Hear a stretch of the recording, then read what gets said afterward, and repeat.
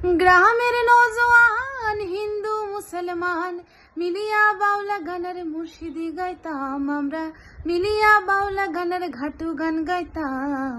আগে কি সুন্দর দিন কাটাইতাম আমরা, আগে কি সুন্দর দিন কাটাইতাম। হ্যালো এভরিওয়ান, নমস্কার। আমি অনামিকা দেব।